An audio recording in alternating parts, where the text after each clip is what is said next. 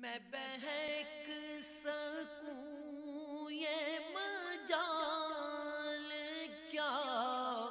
میرا رہنما کوئی اور ہے۔ الحمدللہ رب العالمین والصلاة والسلام علی سید الانبیاء والمرسلین، اما بعد فاعوذ باللہ من الشیطان الرجیم، بسم اللہ الرحمن الرحیم۔ الحمدللہ، اللہ تبارک و تعالیٰ کی ذات کی موجودگی کا احساس و شعور بیدار کرنے کے لیے، بلکہ اس کو درجہ کمال پر پہنچانے کے لیے درس قرآن کا سلسلہ جاری ہے۔ اور آپ کو معلوم ہے کہ ہمارا الہادی پروگرام دروس قرآن پر ہی مشتمل ہے، اور اس میں ہمارا ارادہ یہی ہے کہ ہم قرآن میں بیان کردہ مختلف مضامین کا انتخاب کر کے اس سے متعلقہ آیات کی تفسیر آسان انداز سے اور کچھ تفصیل کے ساتھ آپ کی خدمت میں عرض کریں۔ اس طرح فائدہ یہ ہوگا کہ ایک ٹاپک، ایک مضمون کے بارے میں جو کچھ اللہ نے بیان فرمایا اس کا اکثر حصہ سننے کا موقع ملے گا، تو جو ان آیات کے نزول کا صحیح مقصد ہے، اصل مقصد ہے، یا ان میں جو مضمون بیان کیا گیا ہے، اس مضمون سے متعلق جو اللہ تبارک و تعالیٰ کا ارادہ ہے کہ اس کے بندے اس مضمون سے کس قسم کا فائدہ حاصل کریں، اس فائدے کو کم از کم ہم جان لیں گے کہ اس کے اوپر غور و تفکر کرنے کا یہ فائدہ ہے۔ اس فائدے کو اب حاصل کرنا نہ کرنا یہ ہمارا کام ہے، اگر حاصل ہو گیا تو پھر اس کو قائم کیسے رکھنا ہے یہ ہمارا کام ہے۔ تو ہم کوشش کر رہے ہیں کہ تمام قرآن کے بیان کردہ موضوعات پر، مضامین پر کچھ نہ کچھ کلام ضرور کیا جائے۔ ابھی جو ہم نے انتخاب کیا ہوا ہے، جیسے بھی آپ کو بتایا کہ اللہ تبارک و تعالیٰ کی ذات کی موجودگی کا احساس بلوغت تک پہنچانے کے لیے، کمال تک پہنچانے کے لیے ہم نے ان آیات کا انتخاب کیا ہے کہ جس میں اللہ تبارک و تعالیٰ نے کائنات میں موجود بہت ساری چیزوں پر غور و تفکر کی دعوت دی ہے، جس کے پیچھے اصل مقصود یہی نظر آتا ہے کہ ہم ان چیزوں پہ غور و تفکر کرنے کے بعد اس احساس کو شدید کر لیں کہ ہمارے خالق و مالک کی ذات موجود ہے، اور وہ ہمہ وقت ہمیں دیکھ بھی رہا ہے، اور وہ بڑی قدرت والا ہے، اس کے گرفت سے کوئی نہیں بچ سکتا، وہ اس کے خزانوں میں کسی چیز کی کمی نہیں ہے، اس کی سلطنت میں نہ کوئی کمی تھی نہ کمی ہوگی۔ تو لہذا جب یہ احساس بڑھتا چلا جائے گا، یہ چیزیں ہمارے ذہن میں راسخ ہو جائیں گی، تو پھر کسی دشمن کی دشمنی ہمیں خوفزدہ نہیں کر سکتی ہے۔ کیونکہ یہ یاد رکھیں کہ حدیث پاک ہے، حضرت عبداللہ ابن عباس رضی اللہ تعالی عنہ اس کے راوی ہیں، یہ کہتے ہیں کہ مجھے نبی کریم صلی اللہ علیہ وسلم نے ایک مرتبہ ارشاد فرمایا کہ اے عبداللہ ابن عباس رضی اللہ تعالیٰ راوی ہیں کہ اے عبداللہ، سرکار نے فرمایا یا ابن عباس فرمایا کہ اگر ساری دنیا تجھے نفع پہنچانے پر جمع ہو جائے تو اتنا ہی نفع پہنچا سکتی ہے جتنا اللہ نے تیری قسمت میں لکھا ہے، اور اگر یہ سارے لوگ تجھے نقصان پہنچانے پر جمع ہو جائیں تو اتنا ہی نقصان پہنچا سکتے ہیں جتنا اللہ نے تیرے نصیب میں لکھ دیا ہے۔ تو معلوم یہ ہوا کہ جب آدمی قرآن اور حدیث پر غور و تفکر کرتا ہے تو یہ بیجا خوف نکل جاتے ہیں، یہ مجھے کیا کر دے گا، وہ کیا کر دے گا، یہ کیا کر دے گا، اور اسی طرح پھر خوشامدیں، جھوٹی خوشامدیں، غلط قسم کی خوشامدیں، اپنے ضمیر کی ملامت کے ساتھ کسی کی خوشامد بھی ختم ہو جاتی ہے کہ ٹھیک ہے جو قسمت میں وہ ملے گا اللہ تعالیٰ دے گا۔ ہاں، تدبیر اختیار کرنا منع بھی نہیں ہے، حکمت اختیار کرنا منع بھی نہیں ہے، لیکن ایک ہوتا ہے کہ اپنی طبیعت اور کیفیت کو گرا کر اپنے ضمیر کی ملامت میں مبتلا ہونے کے بعد انسان ایک کیفیت میں مبتلا ہوتا ہے، اس قسم کی کیفیات سے انشاءاللہ ہم بچ جائیں گے۔ اور پھر اللہ تعالیٰ کی ان تمام جو امور جو میں نے ذکر کیے، ان کا ایک فائدہ یہ بھی حاصل ہوتا ہے کہ انسان محتاط ہو جاتا ہے، گناہوں سے بچتا ہے، عبادات پر استقامت حاصل ہوتی ہے، اللہ تعالیٰ اس کو ایک عجیب نورانیت سے نواز دیتا ہے، اس کے اندر ایک عجیب تاثیر اور اثر پیدا کر دیتا ہے کہ وہ جس کے پاس بیٹھتا ہے وہ بھی اس اثرات کو قبول کرتا ہے اور بہت برکات حاصل ہوتی ہیں۔ اس کے لیے ہم مختلف آیات کے اوپر کلام کر رہے ہیں، جیسے کہ سورہ روم کی کئی آیات میں اللہ تبارک و تعالیٰ نے اپنی قدرت کے دلائل پر غور و تفکر کی دعوت دی ہے، انہیں اپنی نشانیاں قرار دیا ہے۔ تو سورہ روم کی آیت نمبر 23 پر ہمارا کلام چل رہا تھا۔ اللہ تعالیٰ نے فرمایا کہ وَمِنْ آیَاتِهِ مَنَامُكُمْ بِاللَّيْلِ وَالنَّهَارِ، اور اللہ تبارک و تعالیٰ کی نشانیوں میں سے ہے تمہارا سونا رات میں اور دن میں، وَابْتِغَاؤُكُمْ مِنْ فَضْلِهِ، اور تمہارے تلاش کرنے میں بھی اللہ تعالیٰ کی نشانیاں ہیں اللہ کے فضل کو۔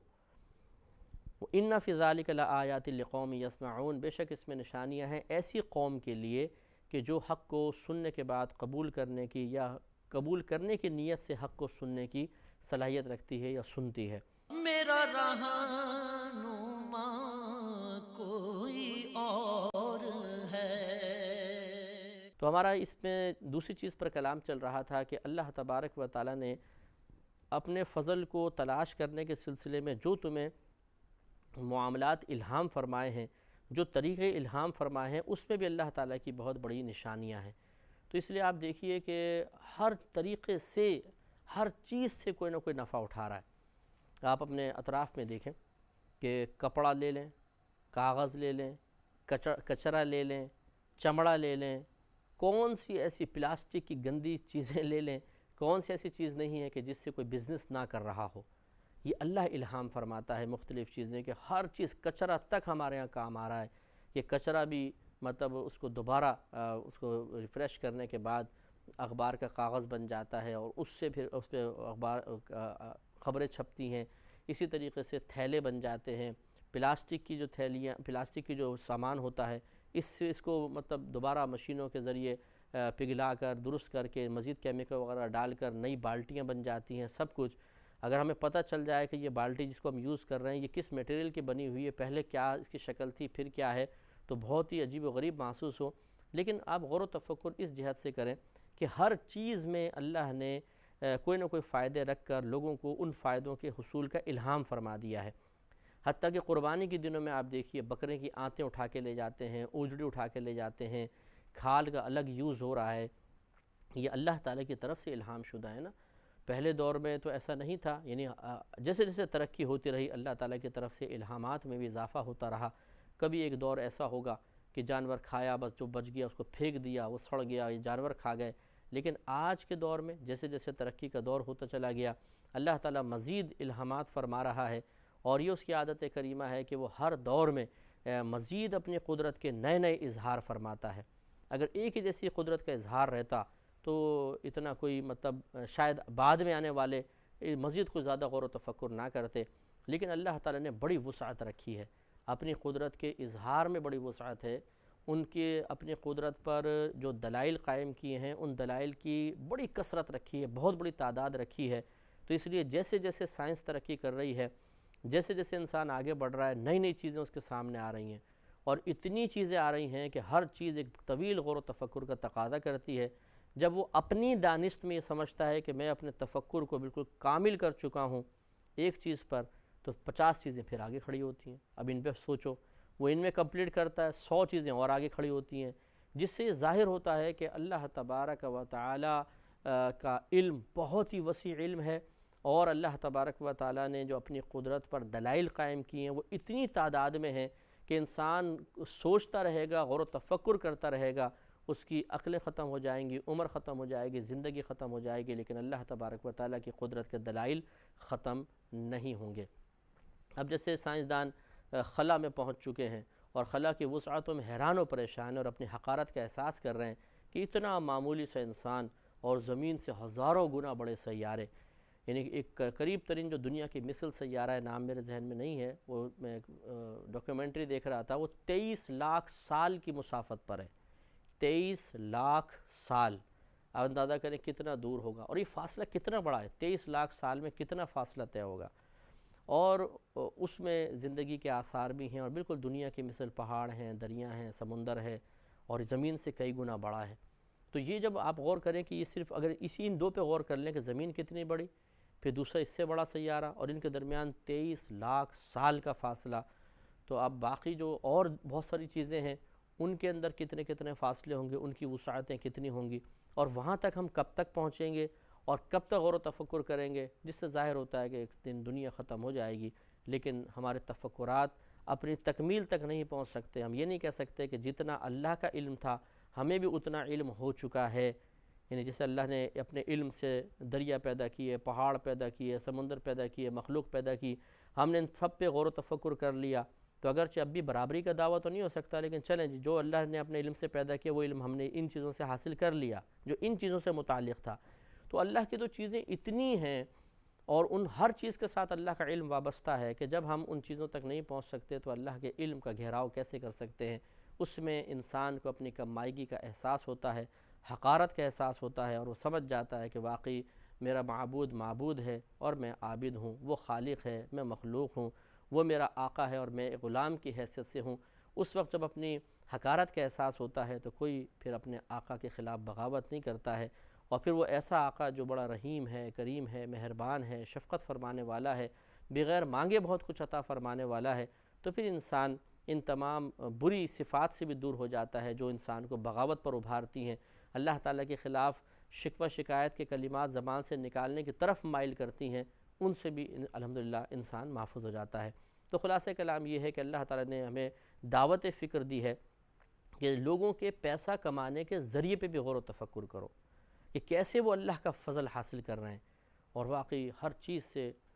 اور دنیا کے اندر بہت ساری چیزیں ہمیں تو پتہ نہیں چلتا، ہم لوگ تو جتنے اپنے اطراف میں دیکھیں گے وہ بھی اتنا زیادہ ہے کچھ حد نہیں، ٹھیلے والوں کو دیکھ لیجئے، چھابڑی والوں کو دیکھ لیجئے، دکان والوں کو دیکھ لیجئے، بزنس کرنے والوں کو دیکھ لیجئے، کس کس طریقے سے کون کون کس طرح اللہ کا فضل حاصل کر رہا ہے۔ میرا رہنما کوئی اور ہے۔ اور انسانوں سے ہٹ کر پھر اگر آپ جانوروں کی طرف چلے جائیں تو اور عقل حیران رہ جاتی ہے کس طریقے سے یہ مخلوق، دیگر مخلوق بھی اللہ تبارک و تعالیٰ کے فضل کو تلاش کر رہی ہے، اور فضل مختلف شکلوں میں ہے، کہیں تو وہ سردی گرمی سے بچنے کے لیے اللہ تعالیٰ کے فضل یعنی اللہ کی پیدا کردہ چیزوں کو استعمال کر رہے ہیں، کہیں اپنا پیٹ بھرنے کے لیے، کہیں اپنے نشو و نما کے لیے۔ اب ان پہ جب آپ غور و تفکر شروع کریں گے تو عقل تھک جائے گی، لیکن تفکر کا سلسلہ ختم نہیں ہو سکتا۔ لیکن یہ ضرور ہے کہ جب ہم ان چیزوں پہ غور کریں گے تو انشاءاللہ بہت زیادہ اللہ تعالیٰ کی عظمت کا احساس بیدار ہوگا، اور ہم اللہ تعالیٰ کی بارگاہ میں نازیبہ کلمات کہنے سے اور غلط قسم کی غیر اخلاقی حرکات کرنے سے اپنے آپ کو بہت دور کرنے میں کامیاب ہو جائیں گے۔ ایک حدیث دیکھیے، نبی کریم صلی اللہ علیہ وسلم نے ارشاد فرمایا کہ اگر تم اللہ تعالیٰ پر ویسا ہی بھروسہ کرو جیسا بھروسہ کرنے توکل کرنے کا حق ہے، تو اللہ تبارک و تعالیٰ تمہیں ایسے ہی رزق عطا فرمائے گا جیسے ان پرندوں کو عطا فرماتا ہے جو صبح اپنے گھونسلے سے خالی پیٹ جاتے ہیں اور شام کو بھرے پیٹ واپس آتے ہیں۔ تو یہ دیکھیں اس میں کتنی عظیم نبی کریم صلی اللہ علیہ وسلم نے ایک مثال دے کر تفکر کی دعوت دے دی ہے کہ کبھی آپ چڑیا پر غور کریں، اگر آپ کے گھر میں کہیں درخت پر، کہیں چھت کے کہیں کونے میں چڑیا نے گھونسلہ بنایا، اس میں بچے بھی ہوں، لیکن کبھی بھی آپ چڑیا کو نہیں دیکھیں گے کہ وہ اپنے گھونسلے میں روٹی کا ٹکڑا کل کے لیے بچا کر رکھ لے یا کچھ دانے لا کر رکھ لے کہ چلیں یہ کل کھا لیں گے، نہیں، اس کا توکل اتنا کامل ہے کہ وہ جاتی ہے، کھاتی ہے، لا کے بچوں کو کھلاتی ہے، بس بے فکر ہو کے سو جاتی ہے، کیونکہ اس کو یقین ہے کہ میرا خالق و مالک اگلے دن مجھے رزق عطا فرمائے گا، جو رب آج رزق دینے پہ قدرت رکھتا ہے وہ کل بھی رکھے گا اور رکھتا ہے۔ تو لہٰذا وہ چھوٹا سا جانور ہمارے لیے ایک بہترین مثال ہے، اسی پہ غور و تفکر کر کے کاش ہم اپنی ان شکوہ شکایت کی گندی عادتوں کو دور کر لیتے کہ ہمارا کتنا عدم یقین ہے اللہ تعالیٰ پر، کتنا ضعیف اور کمزور ترین یقین ہے کہ وہ ذرا سی آزمائش میں ڈالتا ہے تو ہم کہتے ہیں پتہ نہیں اللہ بھول گیا ہے، ہمیں تو اللہ تعالیٰ یاد ہی نہیں رکھتا ہے، ساری مصیبتوں کے دروازے ہم پہ ہی کھل گئے ہیں، اے اللہ تو کہاں ہے؟ بعض اوقات تو یوں ڈائلاگ بولنا شروع کر دیتے ہیں۔ اس قسم کے جاہل انسان کو اگر صرف ایک چڑیا پر ہی غور و تفکر کی سعادت حاصل ہو جاتی تو کبھی اس کی زبان پر اشرف المخلوقات ہونے کے باوجود یہ کلمات جاری نہ ہوتے۔ تو اس لیے یہ تفکر جو ہے یہ بیکار نہیں ہے، یہ بہت ہی امپورٹنٹ چیز ہے، اس کی امپورٹنس کی وجہ سے ہی ہم آپ کو بار بار اس طرف متوجہ کرنے کی کوشش کر رہے ہیں کہ غور کریں، تفکر کریں اور ہر چیز پر غور کرنے کی عادت ڈالیں، انشاءاللہ بہت برکات حاصل ہوں گی۔ آگے دیکھیے اللہ تبارک و تعالیٰ سورہ روم کی سے اگلی آیت 24ویں آیت میں ارشاد فرماتا ہے وَمِنْ آیَاتِهِ يُرِيكُمُ الْبَرْقَ خَوْفًا وَطَمَعًا، اور اس کی آیات میں سے یہ ہیں کہ اللہ تبارک و تعالیٰ تمہیں دکھاتا ہے آسمانی بجلی، کبھی خوف کی حالت میں اور کبھی لالچ کی حالت میں، یعنی کبھی تم خوف کرتے ہوئے اس کو دیکھتے ہو، کبھی لالچ کرتے ہوئے دیکھتے ہو۔ خوف کرتے ہوئے اس وقت جب ایک نارمل حالت ہے اور کوئی قحط سالی وغیرہ نہیں ہے، اب وہ بجلی کڑکتی ہے تو لوگ ڈرتے ہیں کہ ارے بھائی بجلی نہ گر جائے، جیسے شہروں کے لوگ ہیں عموماً۔ اور لالچ کی اس وقت ہوتی ہے کہ جب جیسے قحط سالی پڑی ہوئی ہے، بارش کے آثار نہیں ہیں دور دور تک، اب جب بجلی چمکتی ہے تو ایک لالچ پیدا ہوتا ہے، ایک طمع، ایک امید پیدا ہو جاتی ہے کہ لگتا ہے ایسا ہے کہ کچھ عرصے بعد بارش ہوگی، بجلی چمک رہی ہے۔ تو اس میں اللہ تبارک و تعالیٰ فرماتا ہے کہ اس بجلی کے چمکنے میں بھی تمہارے لیے عظیم نشانی ہے، کیسا آواز آتی ہے، کیسا ایک دم جب بجلی چمکتی ہے سارا چیزیں روشن ہو جاتی ہیں، پھر ایک دم گھپ اندھیرا ہو جاتا ہے۔ تو اللہ تبارک و تعالیٰ چاہے تو اس روشنی کو باقی بھی رکھ سکتا ہے، چاہے تو اس اندھیرے کو بھی قائم رکھ سکتا ہے، لیکن کبھی اندھیرا کرتا ہے، کبھی روشنی کرتا ہے، بجلی چمکاتا ہے، اور آسمان پہ جب بجلی کڑکتی ہے اس کی گڑگڑاہٹ جب آپ دیکھیں کتنی خطرناک قسم کی ہوتی ہے، بادلوں کا گڑگڑانا، تو انسان کا دل لرز جاتا ہے ایک دم۔ کہتے ہیں کہ مطلب بعض روایات میں کہ ایک فرشتہ ہے جس کے ہاتھ میں کوڑا ہے، وہ فرشتہ مارتا ہے کوڑا تو ایک دم یہ آواز پیدا ہوتی ہے، اور اس کے کوڑے کے لگنے سے جو چمک پیدا ہوتی ہے وہ اس کا نام ہے برق، بجلی ہے۔ بعضوں نے کہا وہ فرشتہ ہی برق ہے، اس کا نام برق ہے۔ تو بہرحال اللہ تبارک و تعالیٰ نے بجلی پیدا فرما کر اس پر بھی غور و تفکر کی دعوت دی ہے کہ سوچو کس طریقے سے اللہ تبارک و تعالیٰ پورے آسمان پہ ایک دم بجلی چمکا دیتا ہے، اور اگر بعض اوقات وہ بجلی زمین پہ گرتی ہے تو جہاں گرتی ہے اس کو جلا کر سیاہ کر دیتی ہے۔ اتنی خطرناک قسم کی بجلی ہے، نہ کوئی وہاں پر کوئی جنریٹر لگے ہوئے ہیں، نہ کوئی ویسا بجلی کے آلات لگے ہوئے ہیں کہ بجلی پیدا ہو رہی ہے، نہ کوئی ڈیم وغیرہ ہے، پھر بھی بجلی پیدا ہو رہی ہے۔ اس کا مطلب یہ ہے کہ وہ ہمارا رب کا کمال ہے، اور اللہ تبارک و تعالیٰ کے اس کمال پر غور و تفکر کی دعوت خود اللہ تعالیٰ دے رہا ہے، تو لہٰذا ہمیں اس کے بارے میں بھی سوچنا چاہیے۔ پھر ارشاد فرمایا وَيُنَزِّلُ مِنَ السَّمَاءِ مَاءً، اور وہ آسمان سے پانی نازل فرماتا ہے، فَيُحْيِي بِهِ الْأَرْضَ بَعْدَ مَوْتِهَا، پھر وہ زندہ کر دیتا ہے اس پانی کے ذریعے زمین کو اس کے مردہ ہو جانے کے بعد۔ إِنَّ فِي ذَلِكَ لَآيَاتٍ لِقَوْمٍ يَعْقِلُونَ، بے شک اس میں ضرور نشانیاں ہیں ایسی قوم کے لیے جو سمجھ اور عقل رکھتی ہے۔ اس کا مطلب ہے اگر ہم ان باتوں پہ غور و تفکر کریں گے تو ہم سمجھدار قوم میں شامل ہوں گے، عقل والی قوم میں شامل ہوں گے۔ اس پہ ویسے ہمارا کلام ہو چکا ہے کہ اللہ تعالیٰ آسمان سے پانی نازل فرماتا ہے۔ اس کے پروسیس پر ہمارا گفتگو ہوئی تھی کہ جو سائنس کہتی ہے کہ دھوپ پڑتی ہے، گرم ہوا آتی ہے، سمندر کا پانی بھاپ بن کر اڑتا ہے، پھر یہ اوپر بادلوں کی شکل اختیار کر لیتا ہے، پھر اللہ تعالیٰ جہاں حکم فرماتا ہے وہ ننھے ننھے بادل، یعنی کمزور بادل اس کو آپ کہہ لیں کہ جس کو آپ یوں پکڑیں تو وہ ہاتھ میں نمی کا احساس بس بیدار ہو، بالکل روئی کے گالوں کی طرح اڑتے ہوئے جب علاقوں کے اوپر پہنچتے ہیں تو ویسے تو کمزور سے نظر آتے ہیں، لیکن لوڈ اٹھانے کے اعتبار سے اتنے مضبوط کہ ٹنوں وزنی پانی اٹھایا ہوتا ہے، ٹنوں وزنی۔ جب یہ سیلاب وغیرہ آتے ہیں تو کتنی بارشیں ہوتی ہیں، وہ ان بادلوں کے اندر پانی جمع ہے تبھی تو گر رہا ہے، اور کتنا منوں کے حساب سے پانی گرتا ہے کہ جب وہ گرتا ہے تو درخت ٹوٹ جاتے ہیں، مکانات تباہ ہو جاتے ہیں، مویشی بہہ جاتے ہیں، ذہین ترین انسان کی عقل پزل ہو جاتی ہے، وہ بھی اس میں بہتا ہوا نظر آتا ہے۔ یہ پانی زمین پہ گرا، یہ تباہی، لیکن جب بادلوں میں تھا کوئی تباہی نہیں، بالکل پرسکون ٹھہرا ہوا ہے، گرتا نہیں ہے ایک دم۔ اگر آپ بھاری سا ایک پتھر اٹھائیں اور تھوڑی دیر پکڑ کے رکھیں، تھوڑی دیر بعد ہاتھ سے گر ہی جائے گا، لیکن بادلوں میں کتنی اللہ نے قوت رکھی ہے، کیسا ایک نظام ہے کہ ٹنوں وزنی پانی کھڑا ہوا ہے، گر نہیں رہا،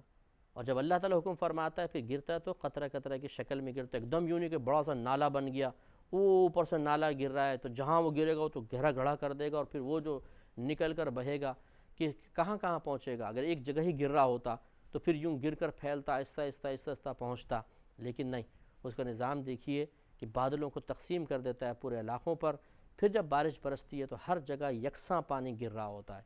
ایسا نظام کیا ہم بنا سکتے ہیں؟ یقینی سی بات ہے کہ نہیں، اگر بنائیں گے بھی تو ایک مخصوص 1 میل 2 میل کے لیے بنا سکتے ہیں، اس سے زیادہ نہیں بنا سکتے۔ یہ ہمارے رب کی قدرت ہے کہ اس نے اس کا اظہار فرمایا اور اتنا عظیم پانی کا نظام قائم فرمایا۔ انشاءاللہ سلسلہ کلام اس سلسلے میں جاری و ساری رہے گا نیکسٹ پروگرام میں۔ وآخر دعوانا ان الحمدللہ رب العالمین۔ میں بہک سکوں یہ مجال